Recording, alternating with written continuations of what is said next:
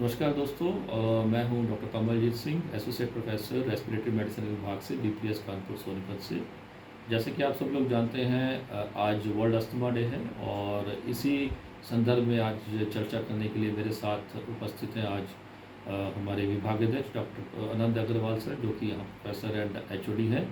नमस्कार सर। नमस्कार सर, जैसे कि आप जानते हैं वर्ल्ड अस्थमा डे, तो आप ये अस्थमा क्या है इसके बारे में आप ज़रा बताइए। वेरी गुड क्वेश्चन डॉक्टर कमल जी। एक्चुअली दमा जो है, जो कॉमन लैंग्वेज में बोला जाता है, वही एक्चुअली अस्थमा है। अस्थमा एक नॉन कम्युनिकेबल डिजीज़ है जो कि किसी भी एज ग्रुप में हो सकती है। ये पीडियाट्रिक एज ग्रुप में और एडल्ट एज ग्रुप में समान रूप से पाई जाती है। जनरली अस्थमा में हम ये देखते हैं कि जो मरीज़ होते हैं वो इन्वायरमेंट में उपस्थित कुछ एलर्जन से उनमें सेंसिटिविटी होती है, जिसे हम हाइपर सेंसिटिव रिएक्शन भी कहते हैं, जो कि उनके अंदर रहती है। इससे ये डिजीज़ डेवलप होती है। और जनरली ये देखा गया है कि अस्थमेटिक कंडीशन के अंदर पेशेंट को कुछ इस तरह के लक्षण आते हैं कि जिनमें उनकी सांस फूलती है, छाती में से कुछ आवाज़ें आती हैं जिसे हम व्हीजिंग कहते हैं, और कई बार उनको जकड़न भी महसूस होती है और उनको सांस फूलने की दिक्कत होती है।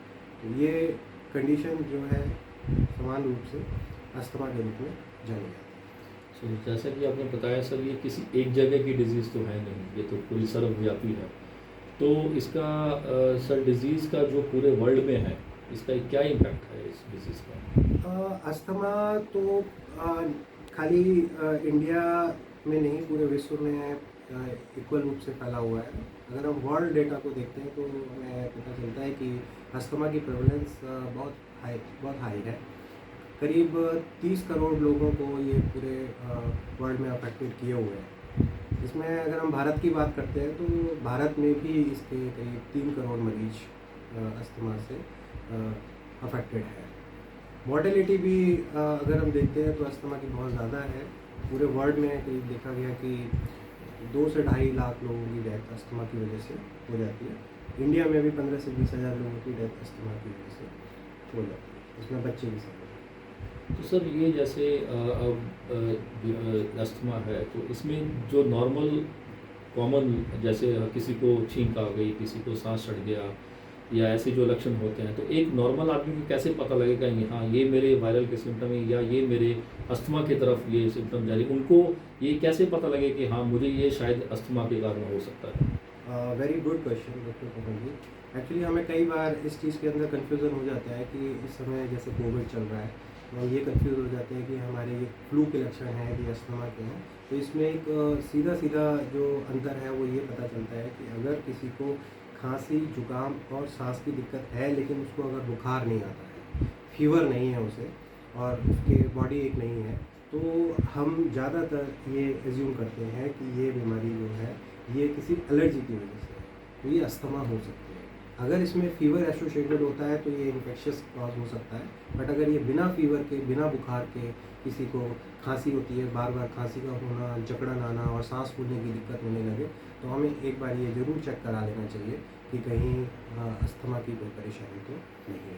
तो जैसे कि हम सब जानते हैं कि 3 मई जो है वो WHO वर्ल्ड हेल्थ ऑर्गेनाइजेशन भी जिसे हम कहते हैं, वो एक अस्थमा डे के रूप में मनाते हैं।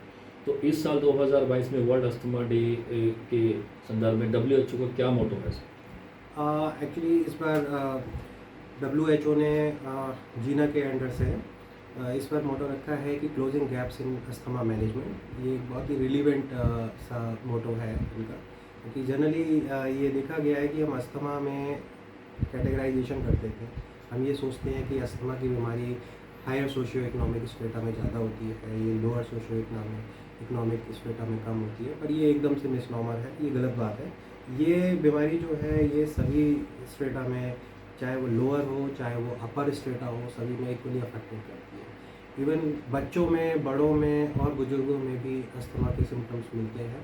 तो ये कहना कि ये बच्चों में नहीं हो सकती या ये बड़ों में नहीं हो सकती, ये एकदम से गलत है। ये सभी स्टेटा में इक्वली अफेक्ट करती है। इसलिए इस बार का जो WHO का थीम है वो इसी तरफ ज़्यादा जोर देता है कि हमें अस्थमा की डायग्नोसिस में किसी तरह का कोई भेदभाव नहीं करना चाहिए।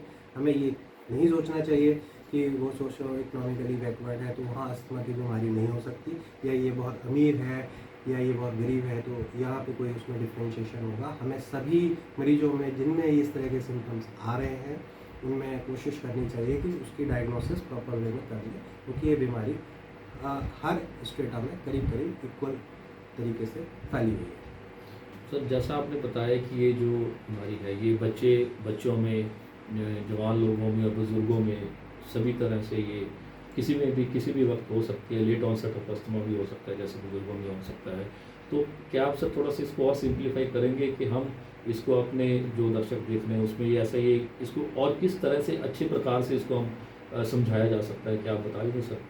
देखिए, अगर हम ये बात करते हैं कि अस्थमा के सिम्टम्स बच्चों में आते हैं तो कई बार हम ये मान लेते हैं कि ये बार बार इन्फेक्शन की वजह से उनको हो रहा है और उनको सही तरीके से कोई ट्रीटमेंट नहीं देते। और कई बार कुछ ओल्ड एज में होने वाले अस्थमा की बीमारियों को ये मान लिया जाता है कि ये जो है बीड़ी पीने से या खाली धुएं के असर से हो गया है, पर हम इसको पूरी तरीके से डायग्नोसिस नहीं करते, जो कि गलत है। इसकी डायग्नोसिस को करने के लिए हमारे पास कुछ मशीन होती हैं, कंप्यूटराइज मशीन होती हैं, जिसे हम पल्मोनरी फंक्शन टेस्ट मशीन कहते हैं। और पल्मोनरी फंक्शन टेस्ट मशीन के द्वारा हम ये पूरी तरीके से पता लगा सकते हैं कि मरीज के अंदर जो बीमारी है वो नॉर्मल इन्फेक्शन है या वो एक क्रॉनिक डिजीज़ है जो कि बहुत लंबे समय तक चल सकती है, इसका पता लगाया जा सकता है। और ब्रोंकियल अस्थमा या जिसे हम दमा कहते हैं उसकी डायग्नोसिस की जा सकती है। तो हमें हर स्ट्रेटा में अगर वो सिम्टम्स आते हैं तो उनको प्रॉपर वे में डायग्नोसिस करनी चाहिए और उनका सही समय पे इलाज शुरू कर देना चाहिए। उसमें हमें किसी तरह का कोई भेदभाव नहीं रखना चाहिए।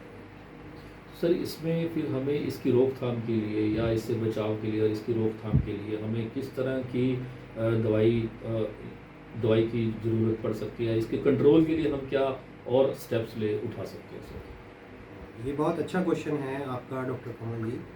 अगर हम ये पता लगा लेते हैं कि मरीज को दमे की शिकायत है तो इसके बाद हमारे पास एक तो तरीका बचता है कि हम उसके एक्यूट सिम्टम्स जो बहुत ही सीवियर हो सकते हैं, जिसे हम स्टेटस अस्थमैटिकस कहते हैं, उसको कंट्रोल करें। जिसके लिए कुछ दवाइयाँ हैं जो कि इनिशियल स्टेज में ही मरीज की जो स्थिति है सांस लेने में तकलीफ़ की या छाती में जकड़न की, उसको कंट्रोल कर सकते हैं। उसमें इनहेल्ड मेडिकेशंस का बहुत रोल है। साथ साथ एक्यूट कंडीशन को कंट्रोल करने के बाद, क्योंकि ये क्रॉनिक डिजीज़ है, क्रॉनिक मतलब ये बहुत लंबे समय तक चलती है, इसलिए खाली इस चीज़ की गलती हमें नहीं करनी चाहिए कि इस बीमारी को हम एक एक्यूट डिजीज़ की तरह से ट्रीट करें और सिम्टम्स ख़त्म होने के बाद दवाई लेना बंद कर दें। ये एक बहुत बड़ी मिस्टेक होगी और गलती होगी। इसके लिए हमें बहुत लंबे समय तक डॉक्टर की सलाह से दवाइयाँ लेते रहना चाहिए।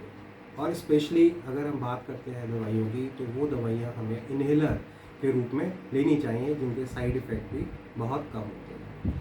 रही बात प्रिवेंशन की, अगर हम लगातार दवाइयाँ ले रहे हैं तो हम कुछ प्रिवेंटिव मेजर्स भी ले सकते हैं, जिसमें हमें ये पता चले कि जिसको अस्थमा है, अगर उसे किसी चीज़ से एलर्जी है, अगर वो उससे अवेयर है, तो वो उन एलर्जन से अपने आप को बचाए।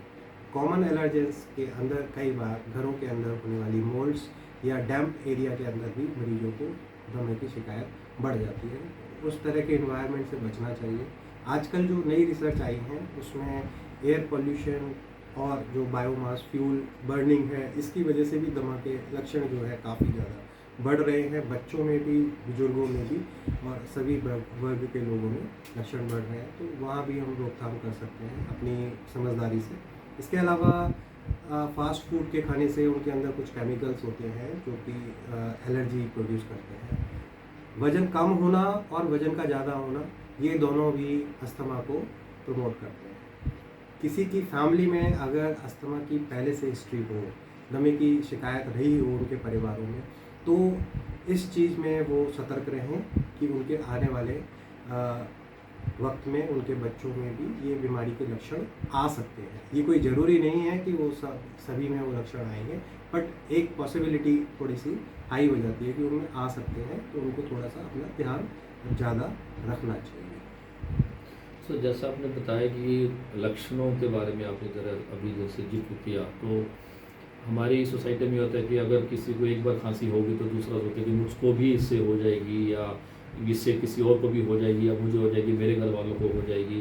तो क्या आप सर थोड़ा इसमें ये बता सकते हैं कि इसकी कम्युनिकेबिलिटी, ये कम्युनिकेबल डिजीज़ है या नहीं, ताकि जो हमारे लोग हैं वो इस पे थोड़ा सा और इसको ध्यान से जान सकें और इसको इस बारे में थोड़ा आप प्रकाश डालें?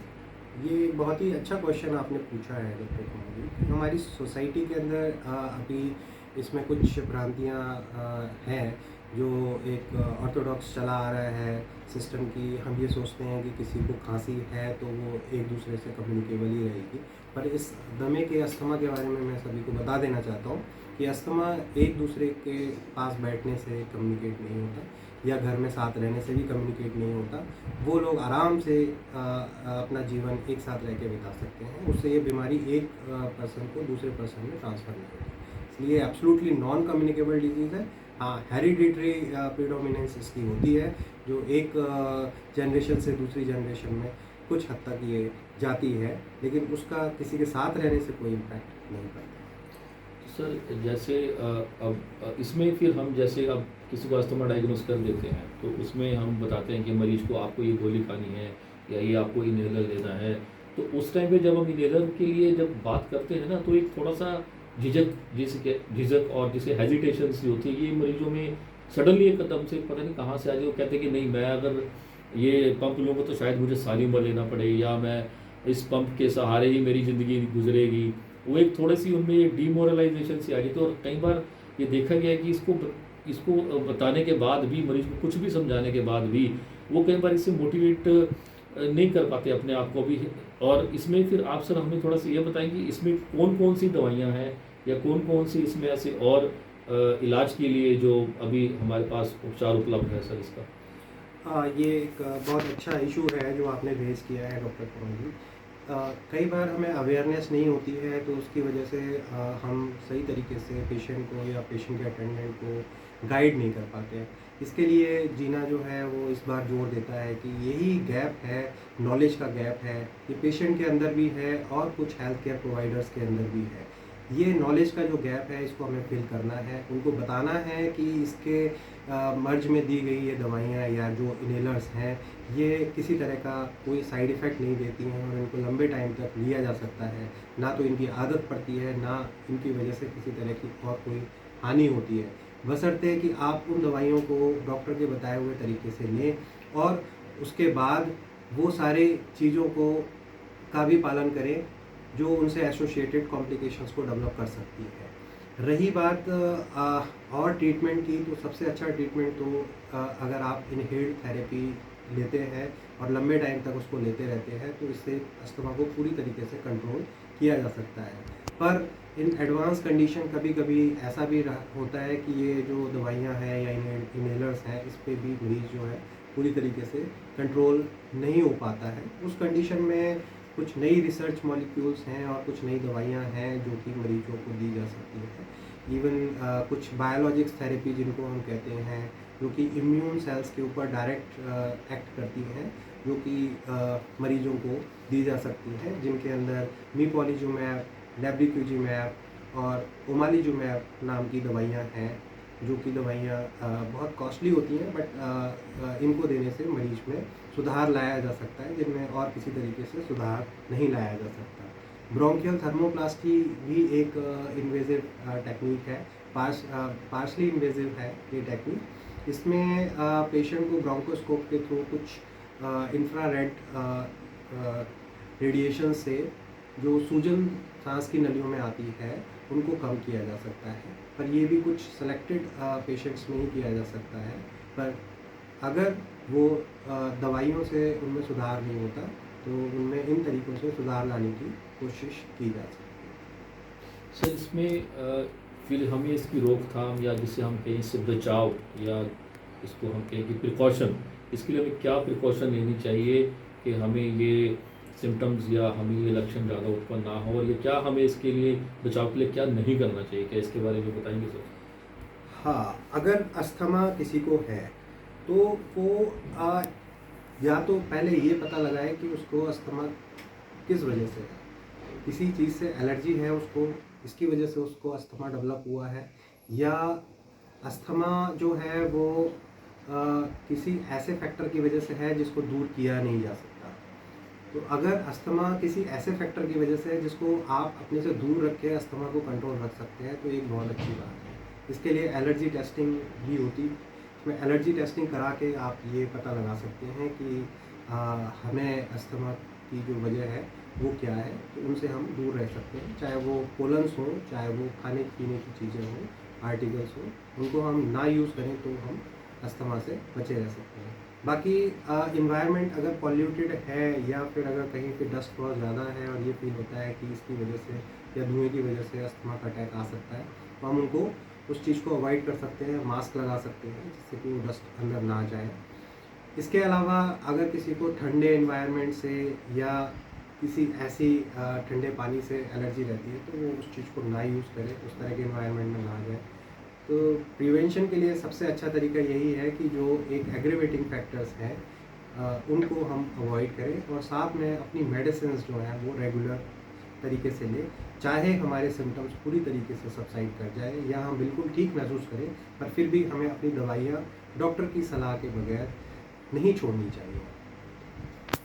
सर, जैसा कि आपने अभी बताया कि अब कि अस्थमा क्या है, क्या इसके लक्षण हो सकते हैं, क्या करना चाहिए, क्या नहीं करना चाहिए, आपने पूरी अच्छी तरह से क्या अभी न्यू टेक्निक्स अवेलेबल है इसके बारे में सर आपने बताया। सर अब लास्ट में बस अब ये है कि जैसे हम कह देते हैं कि पते की बात या की मैसेज जो हमारे सोसाइटी है उसके लिए आप सर एक की मैसेज क्या देना चाहिए? देखिए, किसी भी बीमारी को ठीक करने का या उसकी रोकथाम का सबसे अच्छा तरीका ये होता है कि हम उसकी अवेयरनेस जो है वो सारी सोसाइटी में फैलाएं। तो मेरा की मैसेज सभी को यही है कि हम इस बीमारी के लक्षणों के बारे में, इस बीमारी से होने वाले नुकसान के बारे में और इस बीमारी में जब हम अपना ट्रीटमेंट नहीं कराते तो उससे होने वाले नुकसान के बारे में हम सोसाइटी को बताएं। ना कि हम पेशेंट्स को बताएं, सोसाइटी को बताएं, बल्कि हम primary, secondary and tertiary care के हेल्थ स्टाफ को भी इस चीज़ के बारे में बताएं, जिससे कि वो अर्ली स्टेज पर ही, क्योंकि प्राइमरी कॉन्टैक्ट में वो प्राइमरी हेल्थ सेंटर में आने वाले पेशेंट्स को भी डायग्नोज कर सकते हैं अगर उनको इस चीज़ की नॉलेज है। तो इनिशियल स्टेज में हम अवेयरनेस हेल्थ स्टाफ की बढ़ाएं जिससे कि इसकी अर्ली डायग्नोसिस हो जाए। अगर अर्ली डायग्नोसिस होती है तो कॉम्प्लिकेशन बनने की संभावनाएं कम होती हैं और कंट्रोल भी बेटर होता है। इस तरीके से हम इस बीमारी के बढ़ने को रोक सकते हैं और एटलीस्ट हम डिसेबिलिटी एडजस्टेड लाइफ ईयर्स को भी कंट्रोल कर सकते हैं, जो कि बहुत बड़ा लॉस होता है एक किसी भी देश का जहाँ पे डिजीज पीपल की नंबर बहुत ज़्यादा बढ़ जाता है।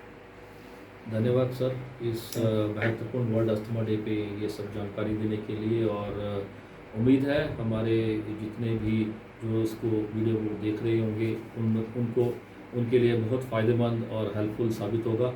और उम्मीद और आशा यही करता हूँ कि सब स्वस्थ रहें, सेहतमंद रहें। धन्यवाद सर। Thank you.